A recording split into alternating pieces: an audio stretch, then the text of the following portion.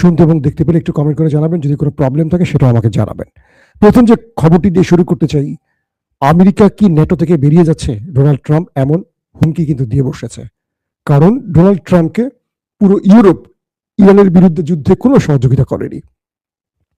একটি ভরসার জায়গা ছিল ব্রিটেন। ব্রিটেনও জানিয়ে দিয়েছে তারা আমেরিকার এই যুদ্ধে কোনো প্রকার সাহায্য করতে পারছে না, বা আমেরিকাকে তাদের ঘাঁটি তো দূরের কথা, তারা ইরানের বিরুদ্ধে আমেরিকার হয়ে কোনো ক্ষেত্রে আমেরিকাকে সাহায্য করতে পারবে না।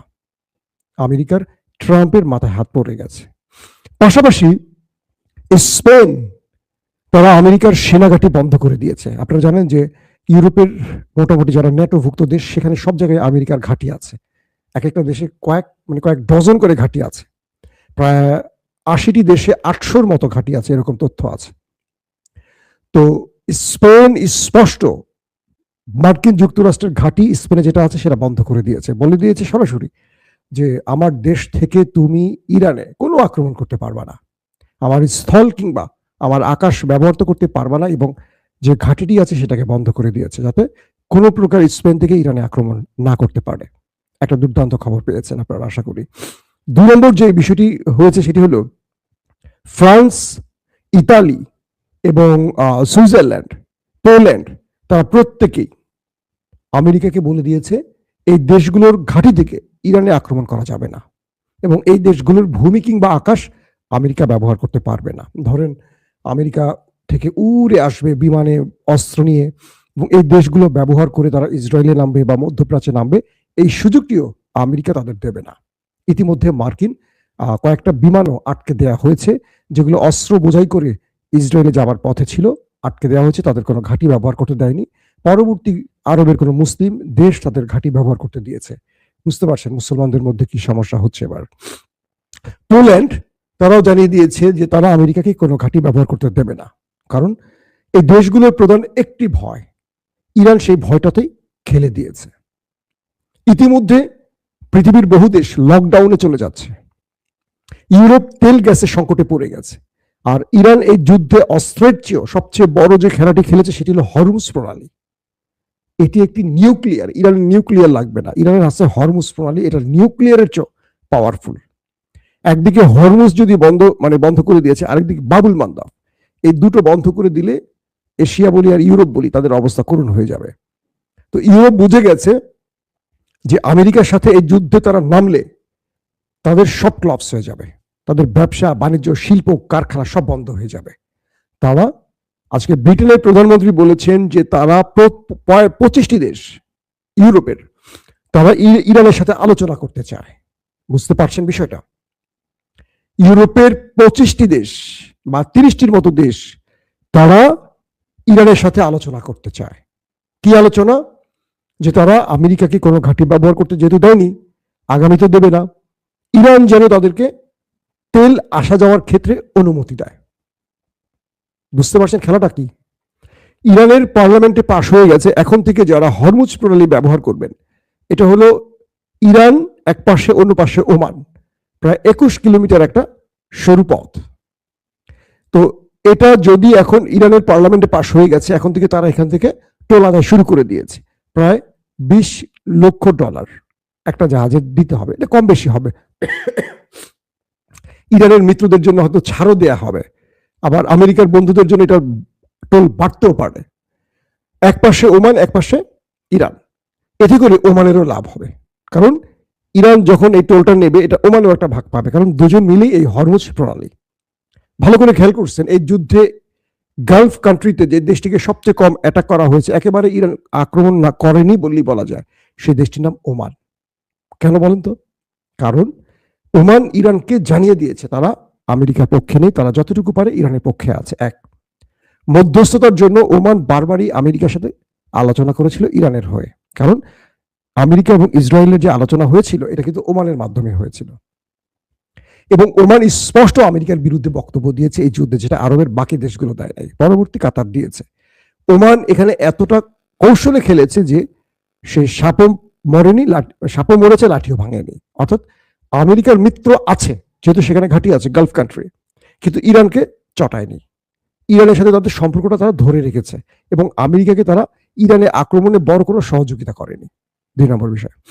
3 নম্বর যে বিষয়টি আসছে সেটি হলো, ট্রাম্প বলছেন যে আমাকে কোনো ইউরোপ এবার সাহায্য করেনি, ন্যাটো সাহায্য করেনি, তাহলে ন্যাটোকে এত টাকা দিয়ে আমি পালি কেন, তৈরি করে রেখেছি কাদের কাদের জন্য?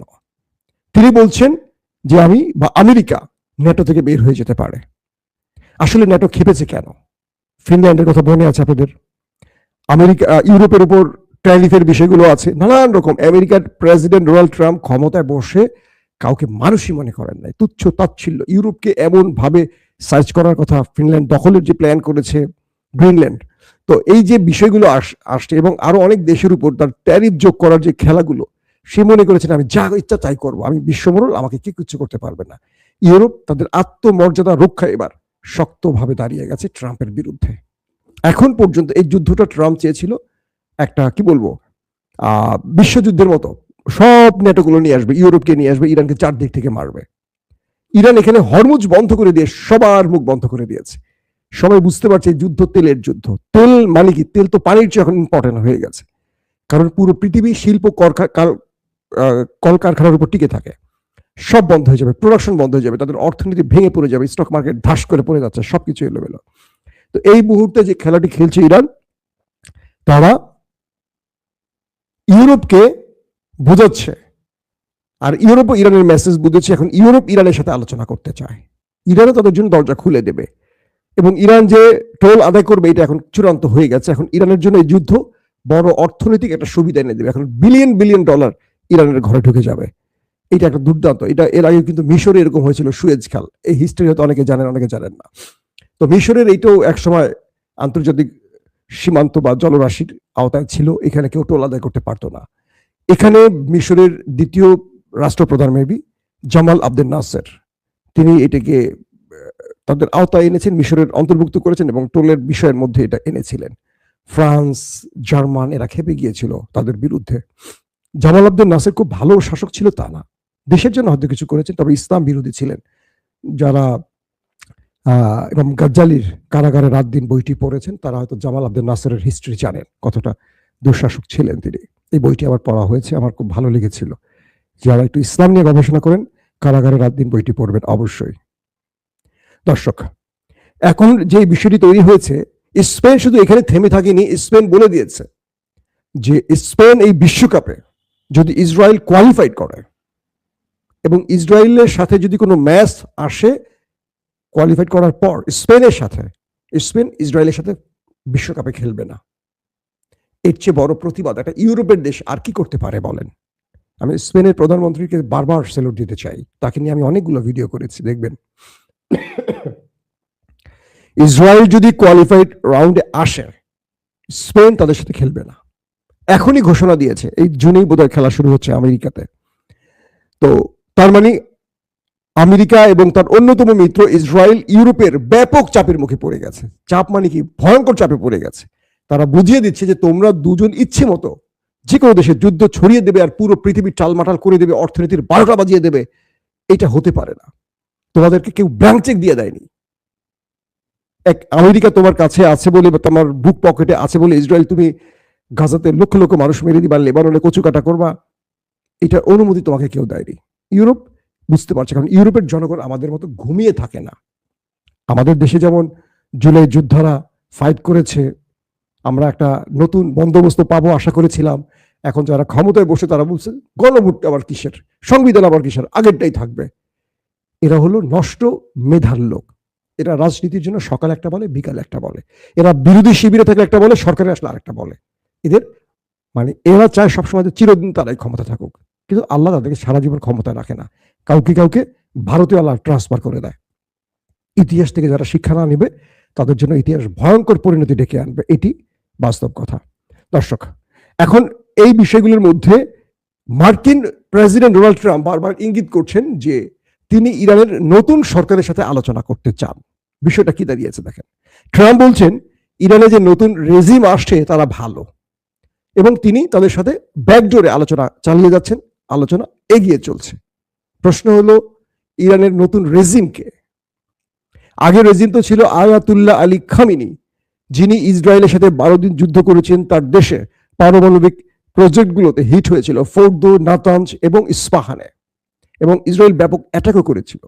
তারপরে তিনি যখন জয়ের পথে ইরান দখলদারদের হিট করে ট্রাম্পের অনুরোধে আয়াতুল্লাহ আলী খামেনি যুদ্ধবিরতি ঘটিয়েছিলেন 12 দিনের মাথায়, মনে আছে আপনাদের। এবং সেই খামেনি সহ তার পুরো টিমকে মেরে দিয়েছে, প্রথম সারির সব। এখন বলা হচ্ছে মুস্তফা খামেনি নেতৃত্বে আছেন। তো ট্রাম্প কি মুস্তফা খামেনির প্রশংসা করছেন, নাকি তাদেরকে বোঝাচ্ছেন যে তোমাদেরকে ভালো বলছি, তোমরা একটু আমাকে সুযোগ দাও, আলোচনা করো, আমাকে আর মাইরো না, আমাকে একটা ফেস সেভিং দাও, আমি একটু আমার দেশের জনগণকে বলি এই দেখো একটা বিজয় পাইছি। ট্রাম্প এই মুহূর্তে চাইছে যে বিষয়টি, সেটি হলো ইরানকে বোঝাতে যে তুমি হরমুজটা খুলে দাও, তোমার সব আলোচনা বা তোমার সব শর্ত আমি রাখবো, হরমুজটাকে খুলে দাও। হরমুজটা ইরান খুলে দিলেই ট্রাম্প একটা সাংবাদিক সম্মেলন করবে, জাতির উদ্দেশ্যে ভাষণ দিবে, দিয়ে কি বলবে, এই দেখো এই দেখো ইরান হেরে গেছে আমার কাছে, ইরান হেরে গেছে আমার কাছে, সেজন্য হরমুজ খুলে দিয়েছে। ট্রাম্প একটা জাতিকে ফেস সেভিং দেখাতে চাচ্ছেন, কারণ তার দেশের মধ্যে যে জরিপগুলো হচ্ছে সেই জরিপে তার অবস্থান এখন 30-এ চলে আসছে। তার মানে মধ্যবর্তী নির্বাচনে ট্রাম্প হেরে যাচ্ছেন কনফার্ম। এখন তিনি বলছেন ইরান তুমি হরমুজটাকে খোলো, কি চাও? এতদিন ট্রাম্প বলছে আমি নিউক্লিয়ার চাই, তোমার ব্যালিস্টিক প্রোগ্রাম বন্ধ করো, এটার রেঞ্জ 1000-এর নিচে রাখো, তুমি এমন মিসাইল বানাবা না যেটা ইসরায়েলে যেতে পারে, তুমি বানাও যেটা তোমার ঘর থেকে বানালে বাথরুম পর্যন্ত যায়, এরকম একটা মারা, অথবা সর্বোচ্চ তুমি ইরান থেকে আরবে মারার মতো মারো, আরব তো মুসলমান, ওরা মরলে আমাদের তো কোনো আপত্তি নাই, তাই তো? আমরা তো ওদের থেকে শুধু পেট্রো ডলার নিতে আসি, আমাদের দেশের অর্থনীতি ওদের তেল বেচা টাকা থেকে আমরা বাঁচাই। এখন ট্রাম্প এই শর্তগুলো ভুলেই গেছে, কারণ কি ট্রাম্পের এখন একটাই শর্ত, হরমুজ খুলে দাও, কারণ হরমুজ দিয়েই ইরান নিউক্লিয়ার অ্যাটাক করে বসছে, এটি ইরানের নিউক্লিয়ার। এই হরমুজের গলার টিপে ধরছে ইরান, ট্রাম্পের প্রাণ পাখি আটকে গেছে, ইউরোপ চলে গেছে, ন্যাটো চলে গেছে, কেউ তার পাশে নাই, একটা দেশ আসছে না, একটা সিঙ্গেল দেশ তার পাশে আসছে না। এখন ট্রাম্প এই যুদ্ধটা বন্ধ করতে চাইছে, ব্যাকডোরে আলোচনা শুরু করেছে। কেউ কেউ বলছে ইরান ট্রাম্প আসলে কার সাথে কথা বলছে, মুস্তফা খামেনি তো অদৃশ্য, কোথায় কেউ জানি না, আলী লারিজানি তো মারাই গেছেন, আর যিনি প্রেসিডেন্ট আছেন ইরানের তিনি তো আসলে কি বলবো, প্রেস কনফারেন্স করে ওই কি বলে মুস্তফা খামেনি যেটা লিখে দেন সেটা শুধু পড়তে পারেন, তার নিজস্ব তো ইরানে ক্ষমতা প্রয়োগের সেই নির্বাহী ক্ষমতা তার হাতে নেই। এটি করতে পারে সুপ্রিম লিডার বা আইআরজিসির যিনি দায়িত্বে থাকবেন, সুপ্রিম লিডারের অনুমতি কল্পে। এখন বিষয়টা হলো ট্রাম্প এটুকু বুঝতে পারছেন খামেনিকে মেরে দিয়ে তিনি সব